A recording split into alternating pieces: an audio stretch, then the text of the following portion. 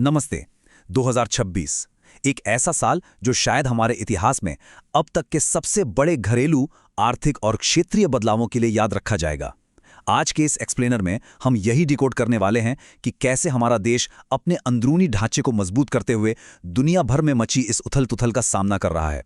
तो पूरी एनर्जी के साथ आइए इस बहुत ही जटिल लेकिन शानदार विषय की गहराई में चलते हैं। अब देखिए, आज का ये विश्लेषण कोई हवाई बातें नहीं है। हमने कई जटिल संपादकीय स्रोतों, डेटा और रिसर्च को एक साथ पिरोया है ताकि आपको बिल्कुल साफ साफ समझ आ सके कि नीतियां और वैश्विक घटनाएं एक साथ कैसे काम कर रही हैं। हम इन अलग अलग टुकड़ों को जोड़कर 2026 की एक एकदम स्पष्ट तस्वीर आपके सामने रखने वाले हैं। तो आज हम किन किन चीज़ों पर बात करने वाले हैं, फटाफट देख लेते हैं। हम शुरुआत करेंगे 2026 के सुरक्षा परिदृश्य से, फिर बात करेंगे परिसीमन और संघीय निष्पक्षता पर, हॉर्मुज संकट और ऊर्जा, भारत और चीन के बीच का ईवी गैप, पड़ोस में मची उथल-पुथल और आखिर में जानेंगे कि इस अशांत युग को नेविगेट कैसे करना है। चलिए शुरुआत करते हैं हमारे पहले हिस्से से, 2026 का सुरक्षा परिदृश्य। दरअसल ये साल एक तरह से टकराव की कहानी है। एक तरफ देश के भीतर संस्थागत बदलाव हो रहे हैं, तो दूसरी तरफ दुनिया और हमारे पड़ोस की भू राजनीति बिल्कुल विस्फोटक हो चुकी है। अब आते हैं दूसरे हिस्से पर, परिसीमन और संघीय निष्पक्षता। ये हमारी घरेलू स्थिरता का सबसे बड़ा पिलर है। आपको पता ही होगा कि 84वें संशोधन के तहत हमारी संसदीय सीटों पर जो रोक लगी थी वो 2026 के बाद पहली जनगणना के साथ हटने वाली है। इसका सीधा सा मतलब है कि देश का राजनीतिक नक्शा फिर से खींचा जाएगा, जो कि अपने आप में एक बहुत ही संवेदनशील मुद्दा है। इसी चुनौती से निपटने के लिए हमारे स्रोतों में एक बहुत ही दिलचस्प टर्म सामने आता है, डैम्पर यानी जनसांख्यिकीय प्रदर्शन। इसे ऐसे समझिए, जिन राज्यों ने बेहतरीन सुशासन दिखाते हुए अपनी जनसंख्या को कंट्रोल किया है और 2.1 की प्रजनन दर हासिल की है, उन्हें संसद में कम सीटें देकर सजा नहीं मिलनी चाहिए, बल्कि उन्हें तो इनाम मिलना चाहिए, है ना? जरा इस तुलना को देखिए। एक तरफ है पूरी तरह से जनसंख्या पर आधारित मॉडल, जिसका सीधा फायदा उत्तर प्रदेश और बिहार जैसे राज्यों को मिलता है क्योंकि वहां आबादी ज्यादा है। और दूसरी तरफ है ये नया डीपर मॉडल।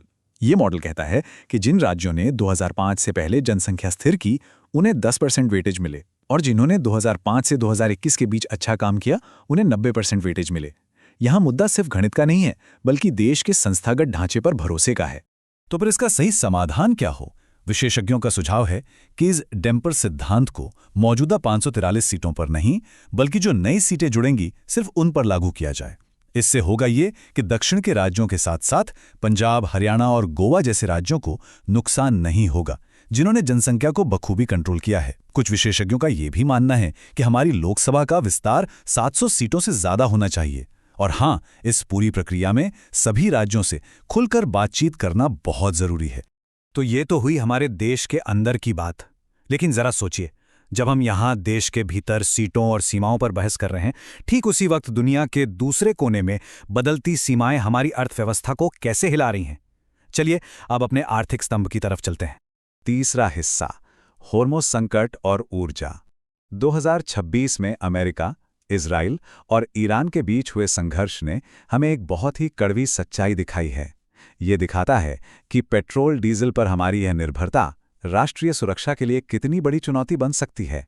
इस टाइमलाइन पर एक नजर डालिए। 2025 के आखिर में जो तनाव शुरू हुआ, उसने फरवरी 2026 तक आते आते हॉर्मुज जलडमरू मध्य यानी स्ट्रेट ऑफ हॉर्मुज को पूरी तरह से चोक कर दिया। आपको बता दें कि दुनिया भर के तेल का 5वां हिस्सा इसी पतले से समुद्री रास्ते से गुजरता है, और जब ये रास्ता बंद होता है ना, तो पूरी दुनिया की सप्लाई चेन ताश के पत्तों की तरह बिखर जाती है। और इसका नतीजा क्या हुआ? ओपेक बास्केट की कीमतों में पूरे 67% का भारी उछाल सिर्फ एक महीने के अंदर। जाहिर है, इस एक आंकड़े ने पेट्रोल, डीजल और एलपीजी की कीमतों में आग लगा दी, जिसका सीधा असर हम सबके घरेलू बजट पर पड़ा। और अब आता है हमारा चौथा हिस्सा, भारत चीन ईवी अंतर।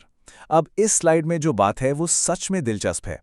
इस तेल संकट ने साफ कर दिया कि भारत और चीन के बीच इलेक्ट्रिक गाड़ियों को अपनाने में कितना बड़ा फासला है।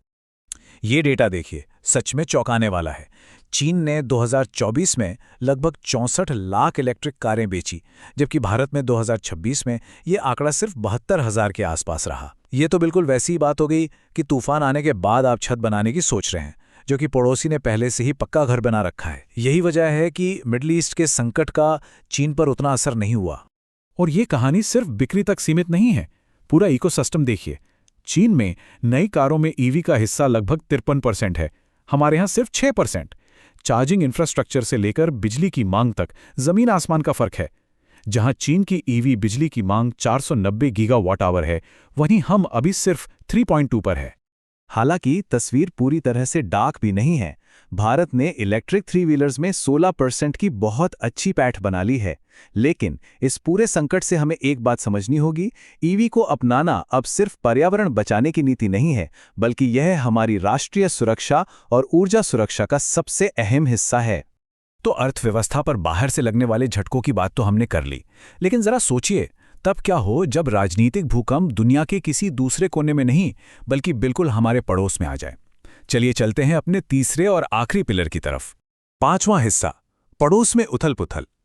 हाल ही में हमने देखा कि कैसे बांग्लादेश और नेपाल दोनों जगह जेनजेड के नेतृत्व में हुए बड़े आंदोलनों ने पुरानी सरकारों को उखाड़ फेंका। इसने पूरे दक्षिण एशिया की राजनीति में एक भूचाल सा ला दिया है। अब यहां जो देखने वाली बात है वो है दोनों देशों की अप्रोच में एक बहुत बड़ा कंट्रास्ट। एक तरफ बांग्लादेश में नए नेता तारिक रहमान ने बदले की राजनीति को किनारे रखकर कानून व्यवस्था और स्थिरता को चुना है। वहीं दूसरी तरफ नेपाल में बालेंद्र शाह की सरकार ने बिना कोर्ट वारंट के पुरानी सरकार के लोगों को गिरफ्तार करना शुरू कर दिया। नेपाल का ये कदम कहीं न कहीं जनता के बीच कानूनी प्रक्रिया पर भरोसे को कम करने का जोखिम उठाता है। अब आप सोच रहे होंगे कि इससे हमें क्या? तो देखिए, हमारे पड़ोस की ये अस्थिरता सीधे तौर पर हमारी सीमाओं को प्रभावित करती है।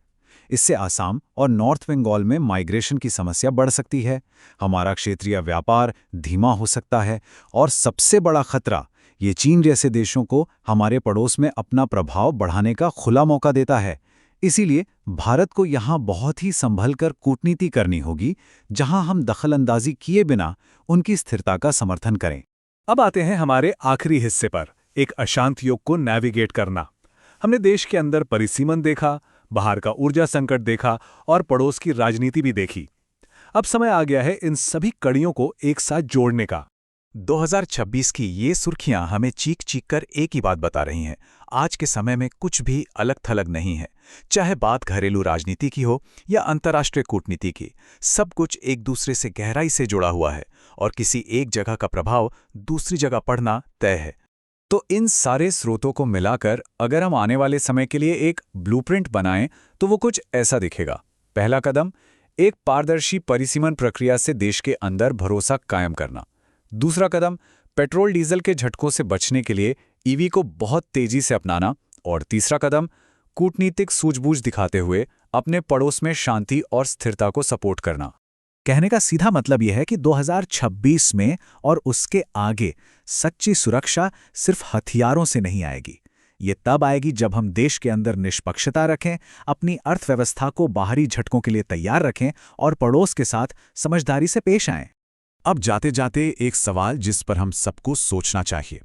जब देश की अपनी राजनीतिक सीमाएं बदल रही हों, दुनिया में ऊर्जा के नए स्रोत बन रहे हों और पड़ोस की सरकारें पलट रही हों, तो ऐसे में ये नया और इलेक्ट्रिफाइड लोकतंत्र इस नई अस्थिर दुनिया में खुद को सुरक्षित कैसे रखेगा? ये वाकई सोचने वाली बात है। उम्मीद है इस एक्सप्लेनर में आपको 2026 की इस पूरी तस्वीर को समझने में मदद की होगी। हमारे साथ इस सफर में जुड़ने के लिए बहुत बहुत शुक्रिया।